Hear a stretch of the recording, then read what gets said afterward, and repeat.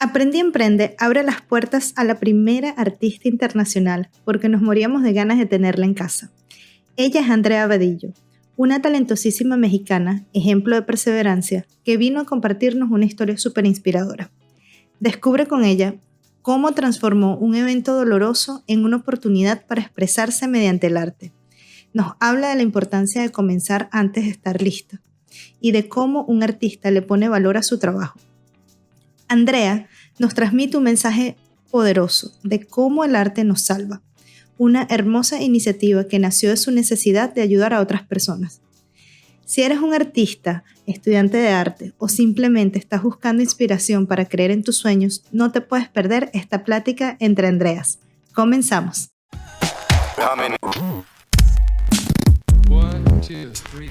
Hola, bienvenido a Aprende y Emprende. Si estás en la onda del emprendimiento, este podcast es para ti. Este es un espacio para aprender de negocios y de personas que, así como tú, en algún momento soñaron con dedicarse a su propio negocio y que hoy en día viven del emprendimiento. Aprenderemos juntos de sus experiencias, de cómo enfrentaron sus miedos, de cómo construyeron la disciplina y habilidades para alcanzar sus metas. También desmentiremos mitos y tabús en torno a la vida del emprendimiento. Todo para que encuentres la inspiración e información que necesitas. Yo soy Madeleine Mendoza. Y yo soy Andrea McCabe y llegó la hora de Aprende y Emprende.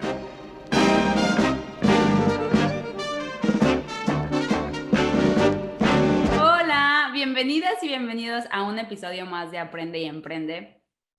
El día de hoy tenemos una invitada muy especial y antes de que les diga el por qué hoy está aquí y por qué moría de ganas de que viniera, he de confesar que yo la admiro mucho. Una, porque yo empecé a escuchar de ella antes incluso de que me la presentaran.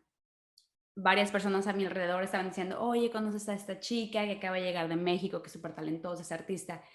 Y yo, a ver, pásenme el Instagram, a ver, necesito ver de quién me están hablando. Entonces, aunque ella no lo sabe, porque de hecho esta historia no se lo había dicho, no sé si a ustedes les ha pasado que siguen a alguien en Instagram o la ven y después la ven en persona y es como, ¡oh, la de Instagram! Entonces, así me pasó con nuestra invitada, que yo ya la ubicaba, ya me habían hablado de ella, y en eso cuando la conozco, yo así de, la de Instagram, la que he estado stalkeando por meses. Entonces fue muy, la verdad, fue como conocer al artista. Entonces, les voy a platicar.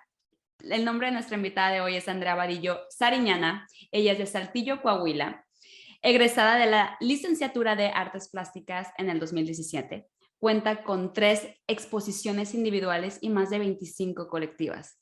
Trabajó y vivió en la Ciudad de México por 5 años, donde se destaca su participación en la restauración del mural de 700 metros cuadrados, los 4 puntos cardinales en la Secretaría de Economía y la Fundación de El Arte Nos Salva AC.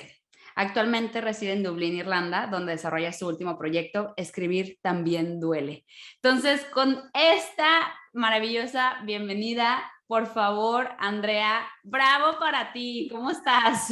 Andy, muchas gracias por invitarme, no me sabía esa historia, qué chistoso. Qué chistoso, sí, obvio tampoco te iba a decir la primera de que, uy, me das un autógrafo, por favor. Pero sí, muy chistoso, digo, ya aquí hablando, tú sabes, bueno, las dos tenemos en común una idea y nos estaba platicando, no, es que es una chica súper talentosa, yo, a ver, pues dime quién, pásame el Instagram. Entonces te empecé a ubicar y cuando nos conocimos, cuando nos tomamos las fotos, yo así de, achis, es ella. Entonces, o sea, es muy bonito, de verdad que es muy bonito y nada, más que admirarte y decirte, por eso me urgía y por eso ¿cuánto tiempo hemos estado retrasando este podcast? Entre que coincidimos, entre que no coincidimos, ya como que 2 meses. Yo creo que sí. Sí, entonces ya es un honor y dije, no me puedo esperar. Ustedes saben que Madeleine por lo general está aquí también dando su sazón, pero ahorita Madeleine está de business trip, entonces dije, no, ya por fin tenemos un día, entonces no me la voy a cancelar. Entonces, a ver, Andra, tengo muchas cosas que quiero empezar a platicar, pero me gustaría que empezáramos con lo primero, que es, estás en Irlanda, te estás abriendo camino en un país totalmente nuevo, ¿sabes? Donde probablemente la gente no te conoce y tienes que empezar a crear tu credibilidad. Y eso me lleva a preguntarte, ¿qué hace a un artista creíble en un país nuevo? Híjole, es una pregunta muy complicada, Andy, porque es como si me preguntaras qué es el arte. ¿Ok? ¿Y qué es el arte? Ah, No sé, no sé. Sé que es un medio de expresión, sé que nos ayuda a expresar, sé que nos llena a la vista, pero más allá de eso, no sé cómo explicártelo. entonces, o sea, realmente todas estas frases que escuchamos de la belleza depende del ojo, entonces realmente cada quien tiene su descripción de arte, cada quien lo ve de diferente manera. Entonces, eso todavía hace más interesante y me da más curiosidad. ¿Por qué? ¿Cómo es que un artista empieza, o sea, qué es lo que hace la diferencia entre un artista en vender sus cuadros en 10 euros a vender sus cuadros en 5,000 euros? O sea, debe de haber algo. Ok, creo que lo principal es como el camino que se va abriendo el artista, ¿no? Justo lo que mencionabas de abrirte camino en un lugar totalmente distinto. Lo estoy haciendo yo ahorita aquí, pero lo tuve que hacer en Saltillo, en el lugar que yo nací, ¿no? Y lo tuve que hacer en Ciudad de México también, ir abriendo camino.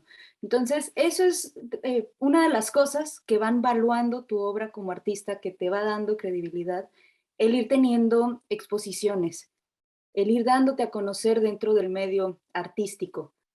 Y obviamente el tener algún dominio de las técnicas. Por ejemplo, la técnica que yo más utilizo es óleo. Eh, pero hay un montón de técnicas, ¿no? Está en cuanto a pintura, está el acrílico, está la acuarela, está la técnica mixta, están los aerosoles. En escultura hay un montón de técnicas también. Entonces, es como una balanza. Tener técnica, tener concepto e ir dándote a conocer en un medio artístico para entonces poder ir valuando tus obras. Fíjate que es muy interesante porque cuando el mundo del artista es 100% emprendimiento, no es como que vayas y hagas entrevistas de mira, soy artista y mira mis cuadros y contrátame, ¿no? Y dame contrato permanente, y dame prestaciones y dame un retiro, ¿no? Es como emprendes toda la vida te estás abriendo camino, toda la vida estás vendiendo tus cuadros y, y me da mucha curiosidad el saber, porque creo que es una pregunta que en el mundo del emprendimiento es fundamental, que es, ¿y cómo te abres camino? O sea, ¿cómo fue que Andrea, la tocaya, empezó o se abrió camino para ser seleccionada y que formara parte de la restauración de este mural de 700 metros cuadrados? O sea, ¿cómo es que tu nombre llega a la mesa? ¿Cómo es que un artista, así seas, por ejemplo, tú en este caso que eres artista, eres pintora, pero hay gente que es bailarina y hay gente que son cantantes? ¿Cómo es que te abres camino en un mundo donde es muy personal la apreciación del arte? Sí, sí, es muy subjetivo. Fíjate que mis papás no querían que yo fuera artista. De hecho, estuve estudiando 2 años de arquitectura a la par que estaba estudiando artes plásticas. ¿Cómo Entonces, crees? esta vida aquí de andar corriendo, de trabajo, escuela, trabajar, pintar, ha sido de toda mi vida. Estoy totalmente acostumbrada, porque iba a arquitectura, después iba a artes plásticas y en la noche hacía planos y pinturas y al otro día lo mismo. Entonces, yo quería demostrarle a mis papás que yo podía ser artista y que yo podía vivir del arte. Entonces, digamos que Okay. esto malo del que mis papás me obligaran a estudiar otra carrera, le saco yo este lado bueno, ¿no? Que es el esforzarme 10 veces más de lo que me podía esforzar sin, sin este tipo de presión. Em, Metía todas las convocatorias que veía, o sea, había días de verdad de solo búsqueda de convocatorias de arte emergente, exposición en una cafetería, todo tipo de las exposiciones más grandes de bienales internacionales a las exposiciones de la gente que presta su garage para que hagas ahí una exposición, ¿no? Entonces empezaba a mandar a todas y me contestaban de una, Ok, pero esa una era para mí el mayor logro, ¿sabes? claro. Y a mis papás no les hablaba de todos los demás intentos. A mis papás llegaba con los resultados a decirle, mira, puedo ser artista. Entonces así es como me empiezo a abrir camino. Eh, Obviamente gracias a la escuela empiezo a mejorar en el concepto que quería dar, empiezo a mejorar la técnica y empiezo a aplicar para otras becas para no quedarme nada más en Saltillo. Entonces es así que me mudo a Ciudad de México y en Ciudad de México, siendo una ciudad enorme y totalmente diversa, es donde se me abre todavía más el panorama de ver que no nada más existía la opción A y la opción B, sino que hay opción Z y que además cada letrita tiene 10 números de opciones, ¿no? Entonces empiezo también a mandar convocatorias, convocatorias, convocatorias a todos estos lugares. Ciudad de México es más difícil, entonces de 100 que mandaba, solo una me respondían, pero con esa una... Claro. A ver, yo quiero preguntarte una cosa. Tú siempre quisiste ser, o sea, esto del arte, o sea, era la niña que hacía manualidades en la escuela, de primaria, te gustaba pintar las paredes. ¿Cómo te diste cuenta que era lo que querías hacer? No, es muy chistoso. Yo quería trabajar con niños, yo quería ser maestra, porque toda mi familia son maestros. Y luego recuerdo que mamá me ponía, antes de que la computadora fuera tan sencillo, ¿no? Y hacer copy-paste y listo. Mi mamá me ponía a transcribir, a transcribir como 3 o 4 veces el mismo documento a mano, porque ella lo tenía que entregar como para el supervisor, el director, el no sé qué, no sé qué. Y cuando veía todo eso, todo lo que mamá tenía que ser siendo maestra, yo decía, no, yo no quiero ser maestra. Claro. Porque ya lo estoy siendo desde ahorita, ¿sabes? Entonces ya no quiero. Sí, sí, sí. Quería ser dentista también, quería ayudar a los niños. Y luego, en la preparatoria, conozco la danza y yo quería ser bailarina. Entonces, empiezo a bailar, bailar, bailar, primer concurso nacional, segundo concurso nacional, todo bellísimo, me lastimo la espalda, cuello, y me dicen, tú no vas a volver a bailar nunca más, y si puedes caminar es milagro. ¿Cómo te la lastimaste? ¿Tuviste un accidente? ¿Te caíste? Bailando, bailando, hice una pirueta, bailaba ballet y jazz. Hago una pirueta, caigo mal, rebota en mi espalda, sigo bailando, porque pues adrenalina, estaba caliente, sigo bailando. A los 3 o 4 días traía moretones, traía las vértebras marcadas con moretones, 3 o 4 vértebras. Ay, no. Y voy al hospital y me dicen, tú no debes estar caminando. Después... Y tú no, de hecho llegué en taxi en ese apuro. No me inventes. dicen, tú tienes que guardar 3 meses de reposo. Guardé 2 meses, me fui al siguiente nacional y cuando regreso, fatal. Y entonces la danza, que yo ya estaba a punto de aplicar para la Universidad de Monterrey, estaba súper emocionada por bailar, que quería dedicarme a eso toda la vida, ya no se podía.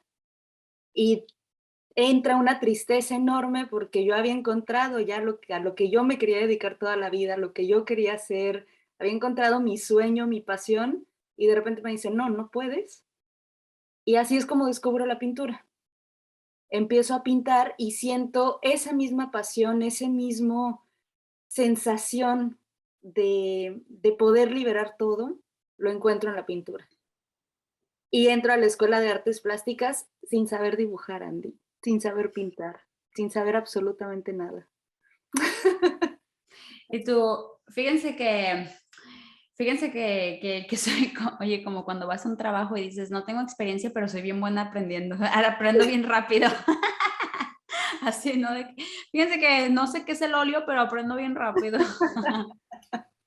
Creo que tenía más claro el concepto de arte antes de entrar a la escuela. Ya sé, sí, no, totalmente.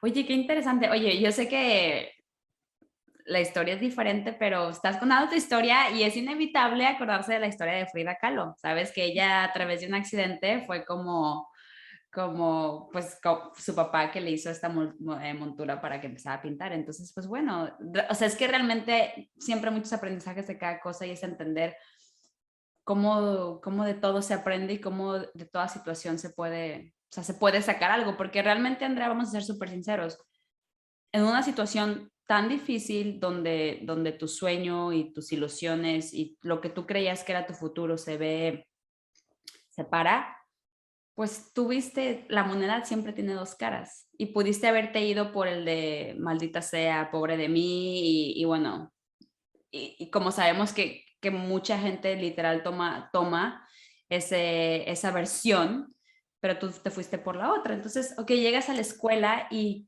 después ¿qué? O sea, ¿y qué aprendes? ¿Cómo es que un artista se empieza a formar? Bueno, el examen es padrísimo. A diferencia de todas las demás carreras o el 90 y tantos por ciento de los exámenes para ingresar, Ajá, es como un 10% de matemáticas, que amo las matemáticas, ok. soy buenísima en mate, Ajá, 10% de todas las demás materias y todo lo demás es historia del arte ok. y es un día completo de examen práctico de conocimientos artísticos. Yo veía a mis compañeros y yo decía, claro que no voy a entrar aquí porque hago bolitas y palitos, yo no sé dibujar, ¿no? Eh, Afortunadamente quedo seleccionada y empiezan los primeros 2 años de pura teoría. Filosofía del arte, historia del arte, arte contemporáneo, historia del arte moderno, teoría del color, filosofía del color, psicología del color, todas las materias teóricas donde empiezan a meterte el arte por todas partes, donde comienzan a enseñarte cómo leer un cuadro, cómo leer una escultura, cómo se componen los cánones de belleza y cómo es que Ok. después se empiezan a descomponer, ¿no? Estamos justo en una era donde los cánones de belleza no son tan importantes, entonces empezamos a ver cómo es que se componen para saber cómo descomponerlos. Y después vienen ya los años de técnica, que en mi escuela, al ser súper tradicional, que es una parte que me encantó, muchos se quejan de ello, pero a mí me encantó, es que veo todas las técnicas de pintura, todas las técnicas de escultura y todas las técnicas de grabado. Y entonces ya al final de la carrera tengo para elegir con qué acentuación me quiero ir, si acentuación de producción como emprendedora, Claro. productora, acentuación de educación o de gestión. Yo en ese momento me fui por producción, pero la verdad es que hago las tres. O sea, Ok. creo que vivo de todas y no puedo estar sin la otra. Andrea, ¿a qué se enfrenta? O sea, por ejemplo, yo recuerdo cuando yo salgo de la carrera y te enfrentas al mundo real, ¿no? Te enfrentas al típico que piden, que piden a alguien de no mayor de 25 años con 12 años de experiencia y tú, o sea, y tú cómo, güey, debí de haber empezado a los 10 o qué. Entonces, ¿a qué? Entonces, es como este patrón, ¿no? De que sales y tú quieres aplicar a trabajos o quieres conseguir tu primer trabajo, o quieres emprender, pero no tienes la noción. O sea, la universidad te da la teoría, te da un poco la práctica, pero el mundo real es muy diferente. ¿A qué se enfrentó Andrea cuando salió de la carrera? Fíjate que es un miedo que yo tenía muy arraigado. Afortunadamente, estas exposiciones a las que yo empiezo a aplicar para Ujú. decirle a mis papás sí puedo, lo Ok, empecé a hacer desde el segundo año. Es una ok, carrera de 4 años, 4 años y medio fue la mía porque hice un intercambio, pero yo desde el segundo año comencé a hacer esto. ok. Después comienzo a hacer servicio social y prácticas profesionales, que eran obligatorias ambos, y esa experiencia laboral como no remunerada económicamente, ¿no?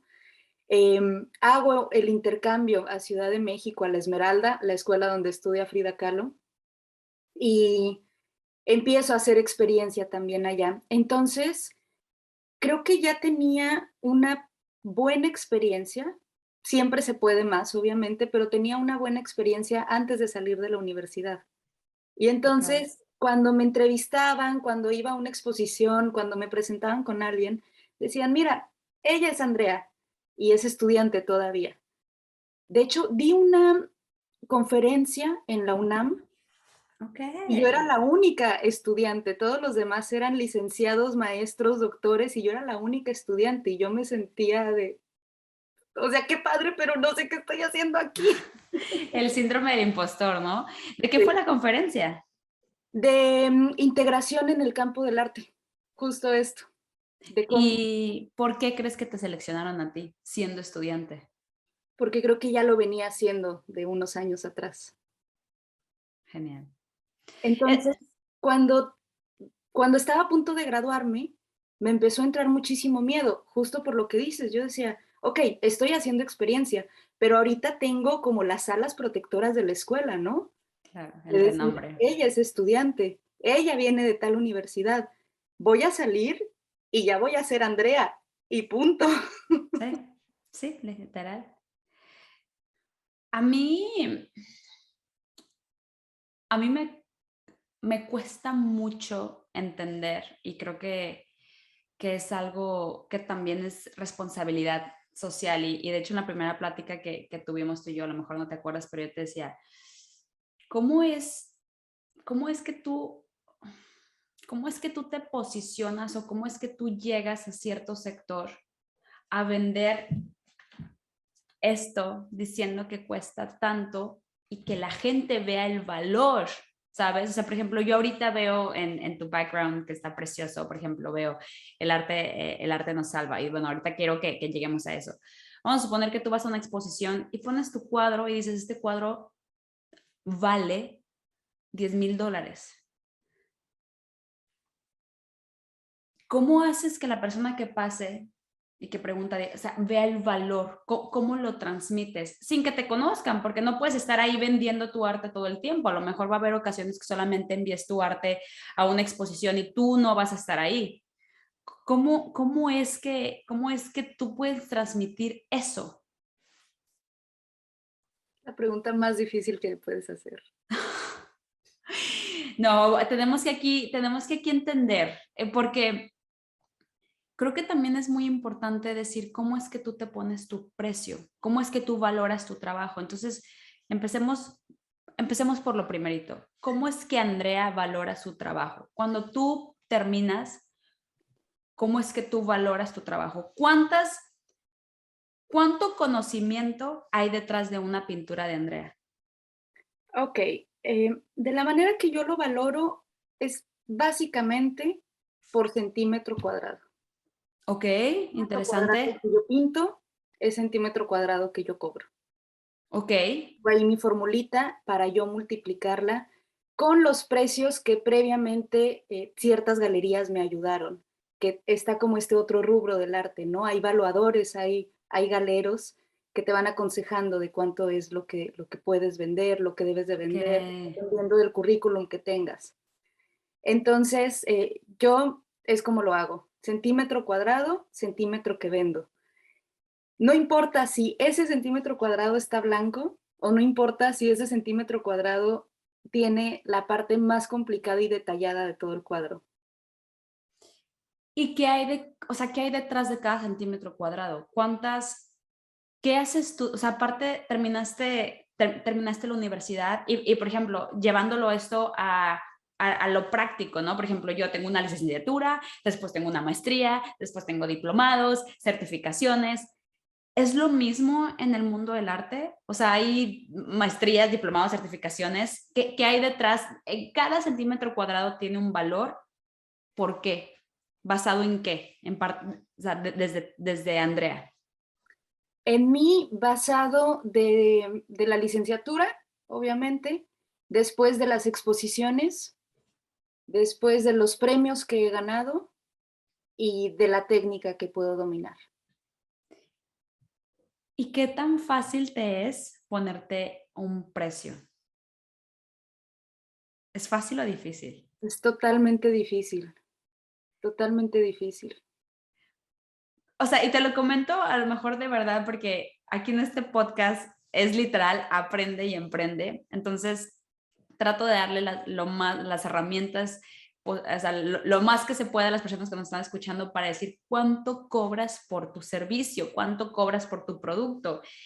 Y mucho, aquí el síndrome del impostor juega mucho, ¿sabes? Yo he visto personas sumamente talentosas que regalan su trabajo y yo, ¿por qué? Y dicen, es que nadie me lo va a comprar. Entonces, en el mundo, en el mundo del arte, Andrea, ¿cuántas pinturas o sea, bueno, yo sé que a lo mejor depende del precio, ¿no? Pero ¿cuántas pinturas tienes que llegar a vender, si se puede decir de esta manera? Hay como un rango de, ¿sabes qué? Arriba de 50 pinturas ya te empiezas a posicionar. Arriba de 100 ya eres conocido, arriba de 500 ya eres un pro. ¿Hay algo así como para que tú vayas midiendo tus logros? No en cuanto a la cantidad de pinturas, hay un artista que decía que para lograr ser un buen dibujante tienes que hacer no sé cuántos miles o millones de dibujos. Ok. Entonces no es por la cantidad, porque puedes hacer 100 y puede ser el mismo cuadro, o puedes hacer uno y tener una obra maestra. Entonces, más que la cantidad de pinturas, de dibujos, de piezas, es la cantidad de exposiciones y dónde estés teniendo Mm, estas exposiciones. No es lo mismo una exposición en un garage que una exposición que es en una galería curada por tal persona, por tal curador, en una feria del arte, por ejemplo, la Bienal de Venecia, claro. o en un museo. Entonces, eso es lo que va posicionando más que la cantidad de piezas, porque yo puedo ser una muy buena artista con mis cuadros aquí colgados en la pared. Claro. Si nadie los ve, eso no le está dando nombre, ¿no? Oye, Andrea, y yo personalmente amo las historias y a lo mejor por eso este podcast es mi cosa favorita porque es como escuchar la historia detrás, ¿no? Y yo sé que si en algún rubro la historia es poderosa, es en el arte, porque ya sabes de que, ya sabes, rayón negro, que significa la guerra, el dolor, el sufrimiento que estaba sintiendo cuando me caí al momento de ver el sol. O sea, es como la interpretación. ¿Qué tan tú te tuviste que entrenar? ¿O es fácil para ti el describir tu pintura de, mira, este punto rojo significa Jesús, María y José? No sé, o sea, ¿qué tanto se te da el storytelling al momento de describir tus pinturas? Creo que mis pinturas, al ser tan figurativas, me gusta mucho el realismo, me gusta mucho estudiar el hiperrealismo, y creo que al ser tan figurativas, expresan por sí mismas o te cuentan gran parte de la historia, porque para conceptualizar, me encanta conceptualizar, pero tengo que estar leyendo y leyendo y leyendo y leyendo. Y entonces justo para esto de si voy a poner un triángulo, entonces hablar de la perfección, pero hablar también de la Trinidad, y si el triángulo está al revés, entonces ¿qué puede significar? ¿Sabes? Todas estas cosas.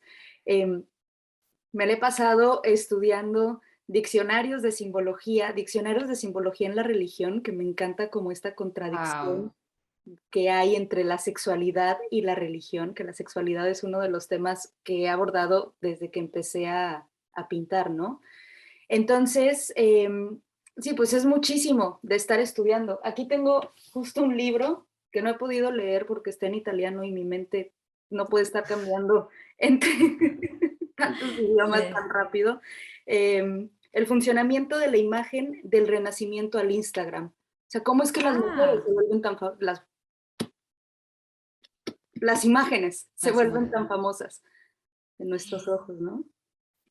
Oye, Andrea, ¿y a ti te pasa? O sea, no sé, porque obviamente estoy súper curiosa del arte, ¿no? Y qué hace a un buen artista, a un buen pintor y al otro. Pero platícame un poquito de cómo es que tú decides el rubro al que te quieres ir. O sea, cómo es que tú decides, voy a pintar mujeres, voy a pintar niños, voy a pintar cosas abstractas. ¿Cómo es que tú decides? A lo mejor no es como, a lo mejor la pregunta no es como qué decides, es qué quieres reflejar con tu arte. ¿Cómo decides el qué voy a pintar para reflejar esto? O sea, ¿qué es primero? Es como la gallina o el huevo. Sí. Ok, te voy a decir cómo funciona en mi caso, porque todos los artistas somos un mundo completamente distinto. Creo que lo que hace la diferencia entre un pintor y un artista es que el pintor simplemente pinta lo que ve y listo, ¿no? Se Ok. sienta pinta el paisaje y queda precioso, pinta el paisaje. Pinta un cacho de tu casa y precioso. La diferencia es que el artista le mete algo ahí de feeling.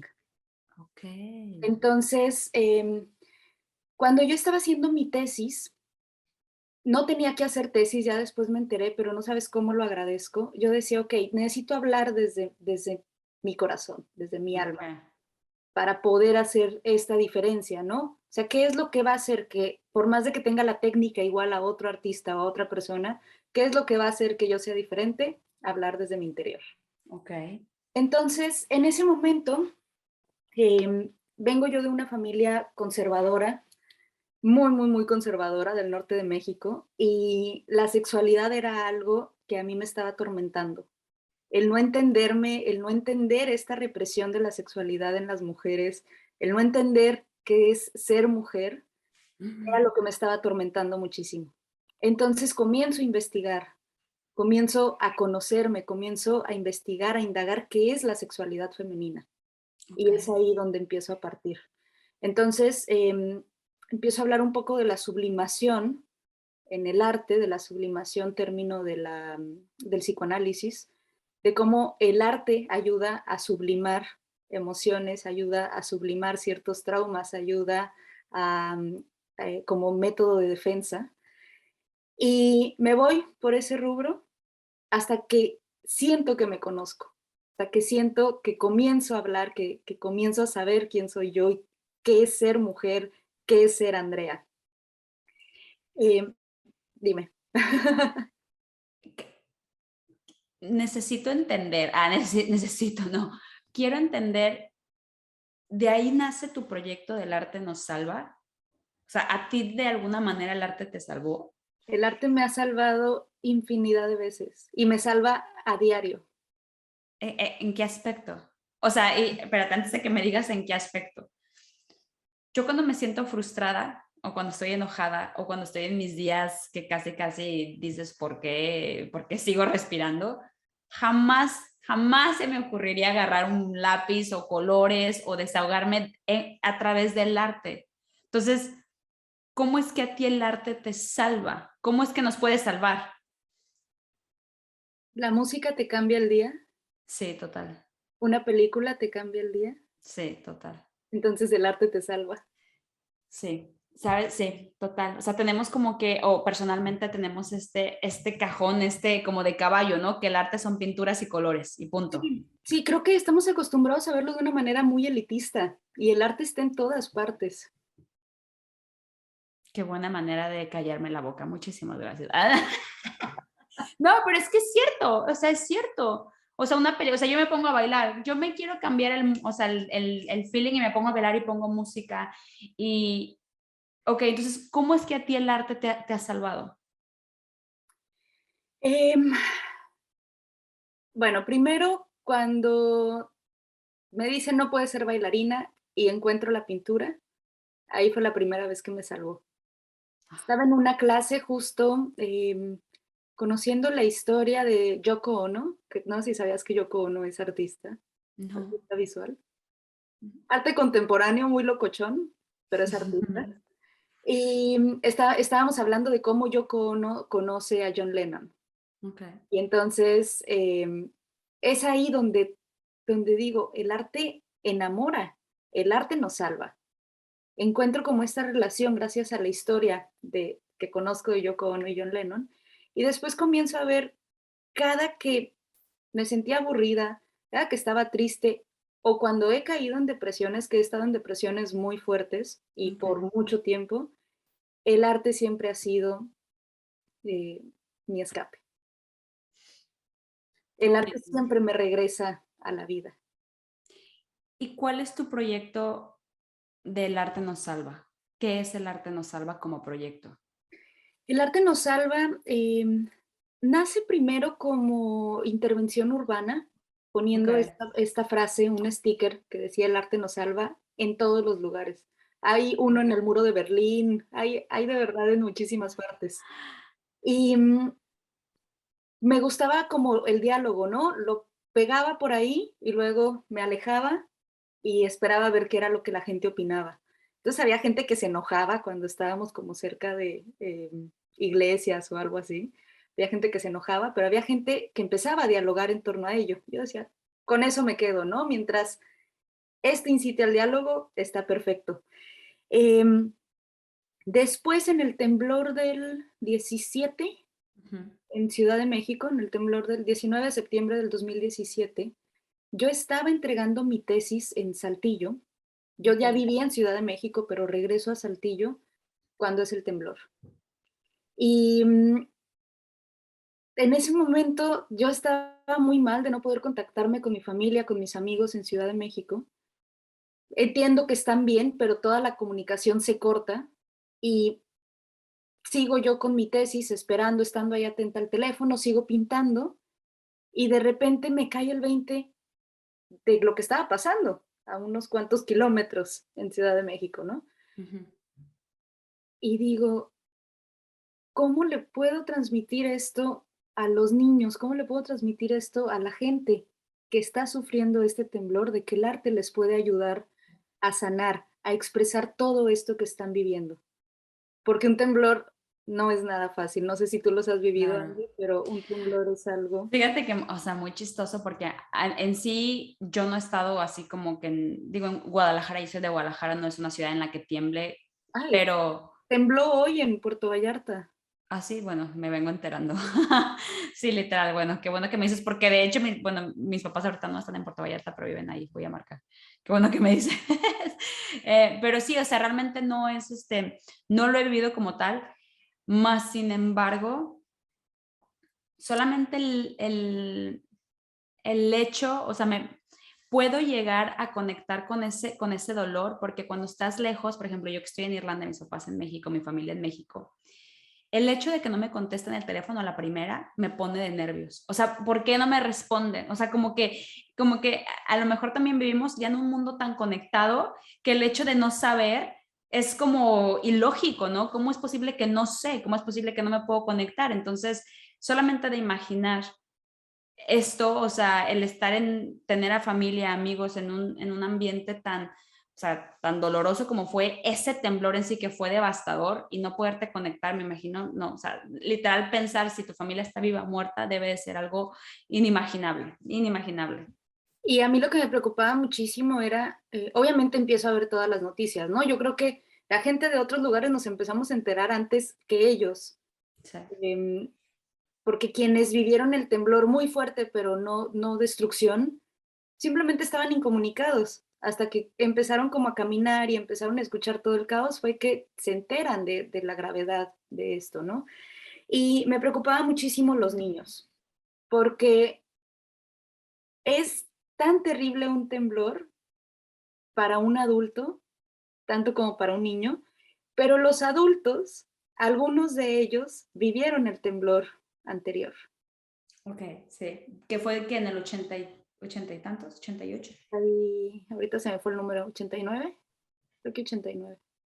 Bueno, ya ahorita le preguntamos a Wikipedia, pero bueno, en México hubo otro temblor también muy fuerte, entonces ya la generación ya como que uno se acostumbra a todo, ¿eh? Entonces a lo mejor ya venían con esa experiencia. Ok.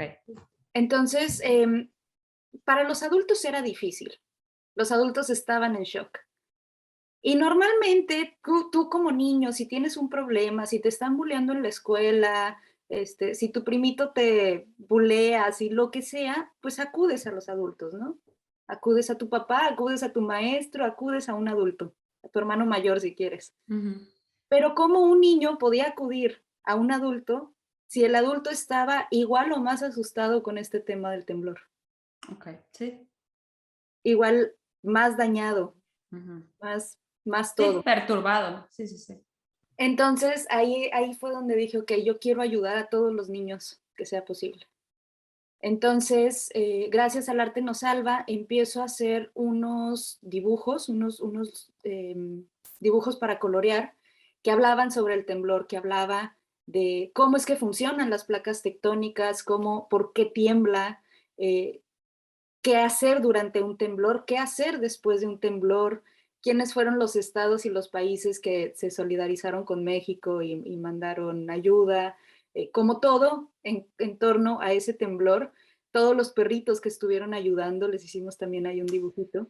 Y todos estos dibujos estuvieron supervisados por psicólogos y psiquiatras.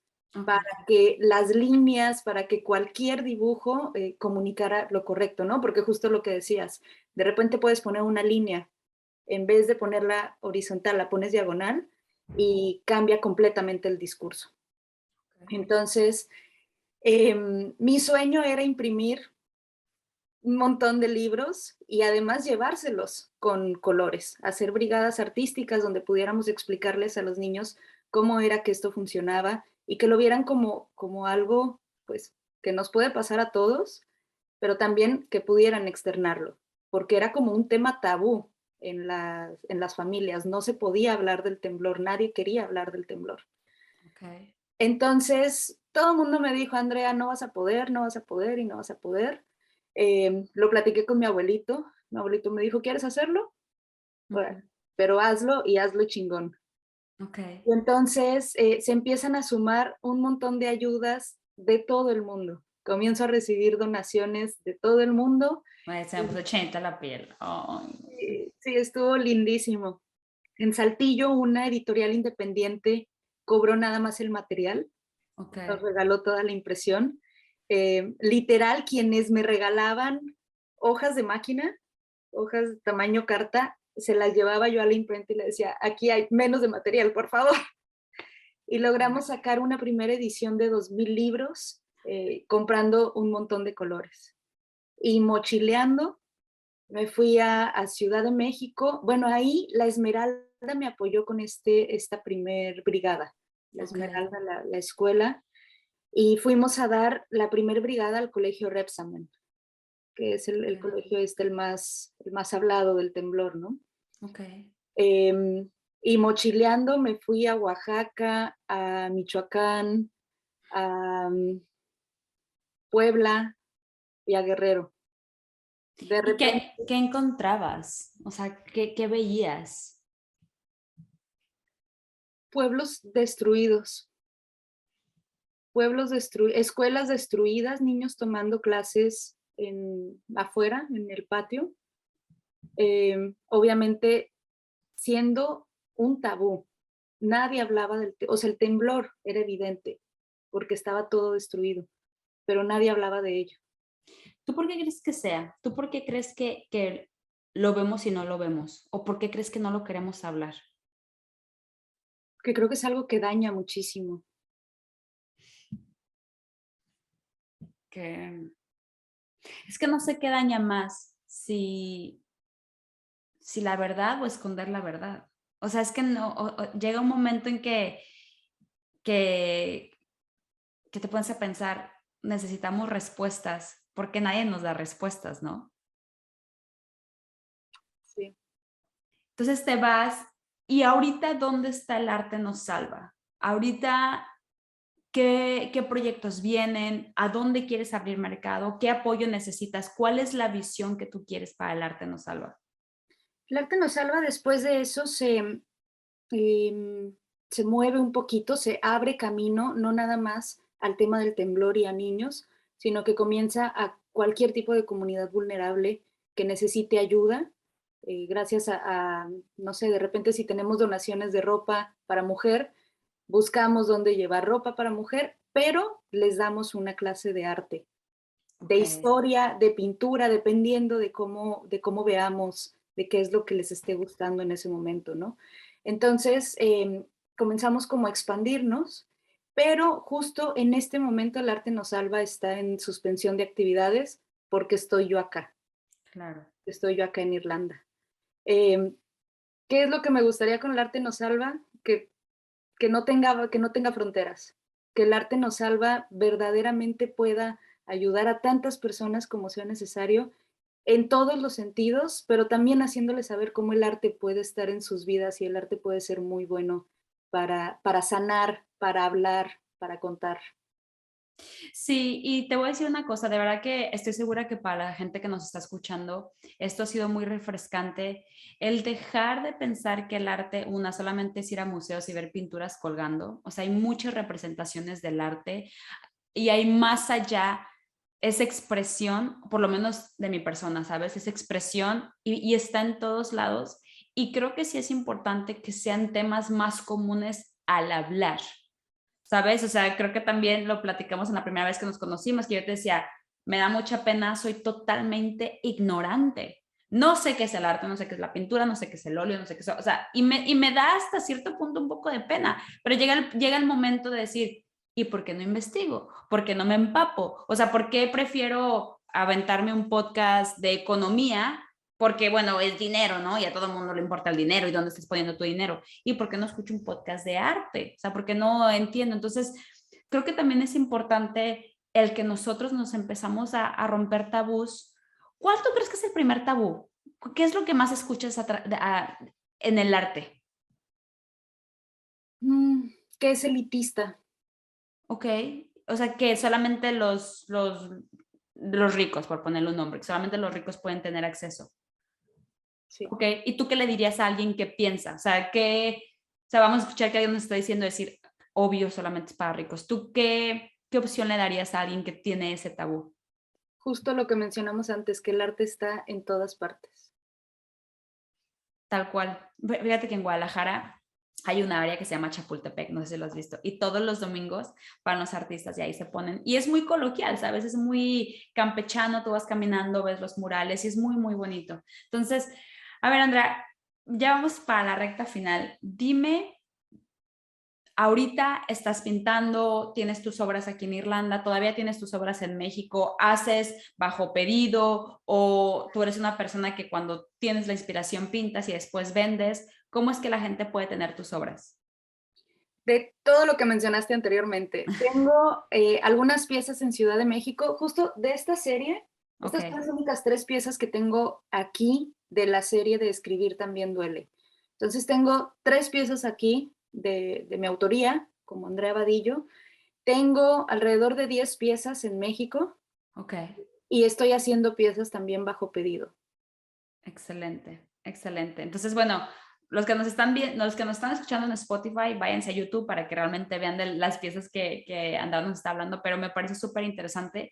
Y ya para empezar con lo bueno, que es para el cierre, dime, Andrea, ¿cuál ha sido un aprendizaje, uno de los aprendizajes más grandes que has tenido como emprendedora en el mundo del arte?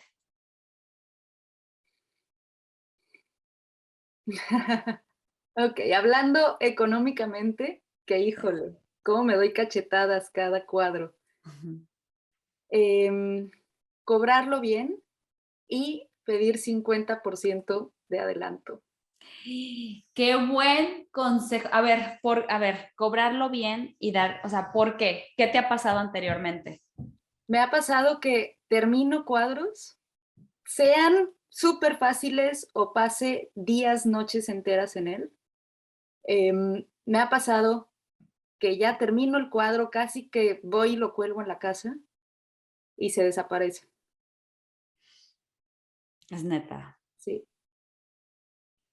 ¿Y qué crees que pase? O sea, y no sabes el por qué, o después te dicen, o sea, ¿por qué alguien haría algo así? O hicieron algo así. No tengo idea. Em, por ejemplo, de ciertas personas estaban pasando por momentos no, económicamente no muy buenos. Entonces había problemas económicos. Ok, pero aún así, como que dices, bueno, una llamada me lo merezco, ¿no? Como para decir, ok, entonces valorar tu trabajo, valorar y cobrarlo bien, ¿ok? Punto número 1, que eso va para todos, ¿eh? Para todo, para ti que estás emprendiendo o que apenas creo que es el consejo más grande que te podemos dar todos los emprendedores, valora tu trabajo, cuánto está detrás. Y no sé si esta historia sea verdad, pero bueno, se escucha mucho acerca de esta historia de Picasso, ¿no? Que está en un café en París y que está dibujando en una servilleta Mm. y que hay una chica al lado de él y que, bueno, Picasso termina su dibujo en una servilleta, está a punto de tirar la servilleta y en eso la chica le dice, oye, Picasso, por favor, véndemela, o sea, ya la vas a tirar, véndemela. Y que Picasso le dice, ok, sí, está bien, $30,000, algo así, ¿no? Y que la chica le dice, pero ¿cómo? Si lo hiciste en 10 minutos en una servilleta. Y que él se voltea y le dijo, no, no lo hice en 10 minutos, lo hice en 40 años. ¿Sabes? Porque es todo lo que hay detrás, ¿sabes? Entonces, no sé si la historia sea verdad, si sea leyenda urbana, pero en sí es cuando tú te sientas, estoy segura que cuando Andrea agarra el pincel, Andrea recuerda todo lo que te ha llevado a ese momento, ¿sabes? Por todo lo que ha pasado, como yo siento que en algún momento yo también, ¿sabes? Cada que agarro un cliente nuevo y que estoy por enviarle el budget, o sea, lo que va a costar el paquete, es como, Andrea, todo lo que has hecho, todo lo que, o sea, recuérdatelo. ¿Te lo sigues recordando o ya estás más familiarizada con eso, Andrea? Con tu Lo leo valor. a diario y me lo recuerdo a diario. Excelente, qué bueno. Ok, perfecto. Y dime, ¿qué le dirías a la Andrea que llegó, que enviaba sus aplicaciones? ¿Qué le dirías a esa persona que vio tantos no y que veía un sí y que se emocionaba? Si pudieras regresar en el tiempo, ¿qué le dirías? Que lo hiciera, pero al doble. El doble, me encanta. ¿Por qué? Porque creo que no, siempre se puede más, siempre se puede mejorar. No lo hablo, obviamente, desde un punto como ambicioso, ¿no? Lo hablo de decir, siempre te puedes esforzar más. Me gusta. Me gusta porque creo que, creo que hoy en día que queremos resultados en microsegundos, ¿ok? Y un no pesa tanto y confundimos un no o no lo confundimos. Adaptamos ese no como señal divina de que por ahí no es, ¿sabes? O sea, de que te dicen no y, no, si me dicen que no es por algo y de seguro no es por aquí. No, te dijeron que no porque no, pero síguele buscando, ¿no? Entonces, el que tú ahorita digas, ¿sabes qué? Enviaba 100, pero perfectamente puede enviar 200 porque sí tenía el tiempo, pero no sé, entre flojera, entre que salías, en que hacías otras cosas, a lo mejor no lo hacías. Y sí, tienes razón, la verdad. ¿Sabes qué, cuál fue como de mis, y ha sido todavía de mis mayores saboteadores? ¿Cuál? Es decir, es que como pinto desnudo, Ujú. nadie les va a gustar. Y la primera exposición que me invitaron a exponer fue en una casa de gestión política. Ok. Cuando me hicieron la llamada, yo les dije, ¿pero de verdad? O sea, ¿has visto mis pinturas? Me dicen, sí, por eso te queremos. Pero, o sea, es sexualidad femenina, ¿estás segura? Sí, es una casa de gestión de puras mujeres. Aquí te queremos. Y entonces de repente como que eso me limita, ¿no? El decir, no, es que a lo mejor no les va a gustar, es que es un país muy católico, es que es esto, es que es este otro. O veo las letras chiquitas y de tal proyecto para hacer una residencia o una maestría en Italia, ¿no? Ujú. Y veo las letras chiquitas de, por ponerte un ejemplo, debes de tener 5 exposiciones individuales y yo tengo 3. Y entonces, ay, no, ya no lo mando. ¿Para qué? Si ya no voy a pasar el primer filtro. Me sigo saboteando de esa manera, pero nunca sabes quién está del otro lado leyendo tu convocatoria y que diga, no importa si tiene una porque me encanta lo que hace. Claro. Gracias por compartir. De verdad que gracias por compartir y estoy segura que no, a todos, mira, estás cachetadón, o sea, a todos nos llegó, a todos. O sea, el, el- yo personalmente, cada que me escucho, me auto cuestiono de decir, ¿qué historia te estás contando? ¿Sabes? El de no me van a decir que no porque esto, o sea, ¿qué historia te cuentas? Porque te puedes contar otra diferente, ¿sabes? O sea, por ejemplo, Andrea Vadillo se puede decir, obvio me van a marcar porque soy la única pintando desnudo con esta técnica, obvio me van a aceptar en esta maestría porque soy la única que ha creado esto. Obvio, o sea, exposiciones que ahorita yo hago una exposición afuera de mi casa y ya cuenta como una, pero yo tengo esto, o sea, te puedes contar otra historia, así como todos nos podemos contar otra historia. Y nosotros aquí en Farfala somos los creadores de la metodología Logra. Y parte de la metodología Logra es darle oportunidad a lo mejor darle oportunidad a lo mejor que sí puede pasar. Porque como humanos siempre es de que, bueno, ¿qué es lo peor que puede pasar? Y nos enfocamos en lo peor y resolvemos desde lo peor. Ok, bueno, pues si pasa lo peor, hago esto. Pero así como lo peor puede pasar, también hay un 50% de chances que lo mejor pase también.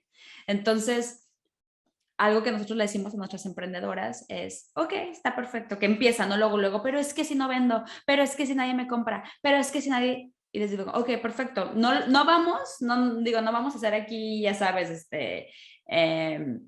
no vamos a evitar la realidad, pero también démosle chance al otro 50% de la historia. Entonces, ¿qué otra historia te pudieras contar, Andrea?